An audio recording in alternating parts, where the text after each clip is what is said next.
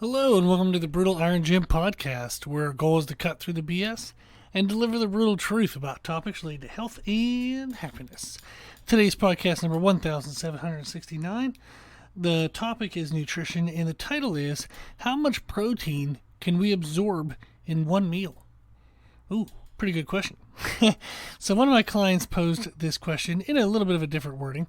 But essentially, what we're saying is if they're behind in protein at the end of the day, so they have their protein target for the day, if they're behind, how much protein can they reasonably make up in their last meal? So if they are 70 grams of protein behind, can they just take a 70 grams of protein powder, like in a shake, and drink that right before bed? And would that work? Would that count? This leads to the more general question of how much protein can we absorb in one meal. The answer is it depends. And it depends on a couple factors, but we are going to narrow it down and simplify it down to two. The first one we're going to look at is the rate of digestion. If the form in which you're consuming the protein, the greater the amount of protein, the slower you want it to digest. So 70 grams in like whey protein, like in mixed with water, probably not going to be the best. Now, will it go into your body? Yes. Is it going to stay in your body? Probably not. Meaning, like, you're going to get some digestive stress. You're going to have to run to the bathroom maybe. You're just not going to feel great. So that tends to be a sign that our body didn't process it well. So if I'm trying to make up, say, 70 grams of protein, you'd be better off doing that in a whole food meal. As just a random example, is I use carnivore RTDs, which is just an acronym for ready to drink. So it's a pre-made protein drink. You just screw off the top, drink it, throw the container away. I like carnivore. It's a beef protein isolate. It doesn't have dairy. For some reason, my stomach started getting bugged by dairy products. So I have been using carnivore, and those shakes are 40 grams. 40 grams is about what my body will handle okay with a liquid protein. If I haven't had a meal, like say in the previous 3-4 hours, if I'm drinking that on an empty stomach, my stomach actually does get kind of upset and I don't feel well after that. So I've realized that it's better in the middle of the day or at the end of the day. If I've had dinner and I'm just trying to catch up a little bit at the end of the day, I can have those 40 grams of protein from a shake. But again, that has to be if I already have kind of food in my belly, in my digestive system. That's actually more accurate. So there's already food in my digestive system, which essentially when I drink the protein shake, it goes through my stomach, it's into the intestines, and then it runs into the other food, and that's what slows it down. So when I do a protein shake on an empty stomach at 40 grams, I'll get sick. But I do eat very large meals, or at least large to me, of chicken and rice during the day. I do not like to eat. I find it annoying and time consuming. So I'll try to eat larger meals. And one of the meals I get has around 100 grams of chicken. 100 grams of protein from chicken. That's a better way to say it. 100 grams of protein from chicken breast. And I mix with a pouch of rice, like a microwavable bag of rice, and I eat that all in one meal. So that's 100 grams of protein from chicken, and my stomach does fine with that. I'm not about to like eat that meal and then get up and start sprinting. But I can eat that meal, if I sit around and do computer work or whatnot for 30 to 60 minutes, I feel okay, and then maybe I can go work out if I want. So it's too big of a meal for like right before a workout. If I had to do that, I would eat half the meal, work out, then eat the other half afterwards. But it gives us an example that in one situation, 40 grams of protein from a protein powder has to be controlled and done the right way, but 100 grams of protein from slower digesting chicken and rice, it's totally fine. So the rate of digestion, the slower the digestion is of the foods, the greater amount of protein you can have in that meal and have a greater likelihood of that protein being digested in a way that it's usable. So you can eat damn near any amount of protein, but you're not going to necessarily get anything from it if it makes you sick and you have to run to the restroom. So the idea there, this is something we want to think of, is, how much protein can we absorb in one meal?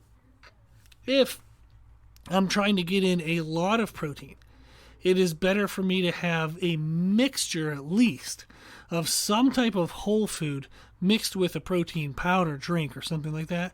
If you do all liquids at 70, 80 grams of protein, you're likely to actually have digestive stress because it just digests too quickly. So you want to do something that slows that digestion down, which would be to have it in like whole food, or at least half the meal in whole food, the other half in protein shake, something like that. The second thing we would look at that factors into how much protein we can absorb in one meal is the degree of need. What I mean by this is if we're below our daily minimums, or if we're below our recovery demand for protein, your body is more likely to absorb it, meaning it's going to go into the intestines, it's going to get broken down and distributed out into the bloodstream, go to the muscles, fix things, and do things.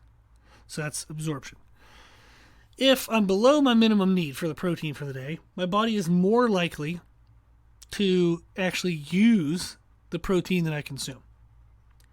If I am trying to eat above, like say I'm, wanting to be bodybuilder, I want to build bigger muscles, and I just force in more and more and more protein, that does not necessarily mean that you're going to actually be able to utilize that. You're not going to necessarily turn it into muscle tissue. Anything that's above the minimum need for protein, there has to be an environment of need that we artificially create, which means we weight train, we break down the muscles, we beat up the body, and we have created an increased demand for protein. So if I want to increase my protein to try to get bigger muscles, I have to increase my demand for the protein. I have to go out there and beat the crap out of the muscles. So just because you eat more protein doesn't mean you're going to get more muscle. You have to go damage the muscle. You have to beat yourself up in a workout. You have to create an environment of greater than normal need. So when you consume greater than normal protein, it actually goes to work. It actually does something. So this is something we want to consider, is the rate of digestion and the degree of need.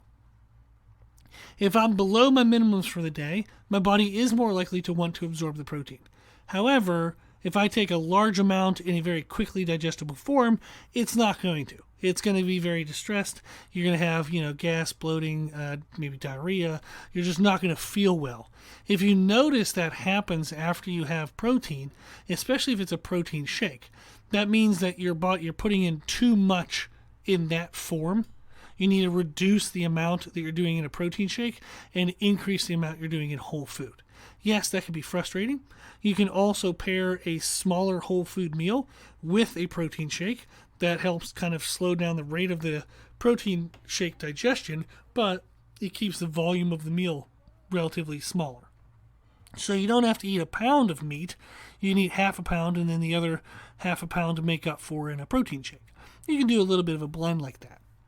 So if our food selection allows for a slower rate of digestion, and we have a lot of muscle damage present, meaning we were weight training, we beat ourselves up, then our body will absorb more protein as the demand for protein goes up. And the reason why that's important to know is, for example, this is why anabolic steroids are so helpful, is they increase the rate of protein synthesis, which is the conversion of dietary protein to muscle tissue or to usable tissue. So they create the rate of, they increase the rate of protein synthesis. So if somebody were to take anabolic steroids, they have a greater threshold to use protein. So then if they go out there and they beat the crap out of themselves in the gym, they can consume even more and more and more protein and get more and more and more muscle.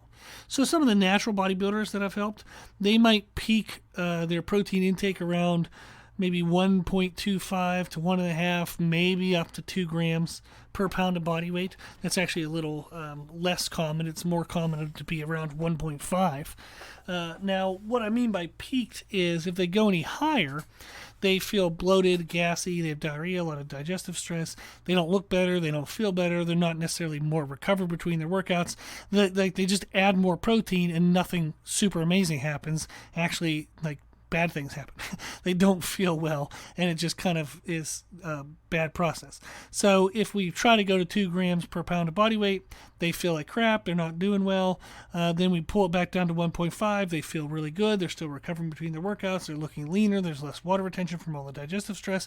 Then we hang around 1.5. However, the bodybuilders I've helped that can take whatever they want to take, they have been anywhere between 2 to 3 times body weight. There are professional bodybuilders that will eat 3 times body weight in protein, and they look great, feel great, and they don't really have those same negative side effects of the bloatedness, gassiness, and all that does come down to, as well as like food selection. Your body just might digest certain foods better than other foods. So there are a multitude of factors that would blend in with this that would have to be considered. But that is neat to notice that if you increase the demand for protein, whether that's with drugs and or with workouts, then your body will absorb more protein because it has more of a need for that protein. So, went a little off the rails there, but hopefully that was interesting.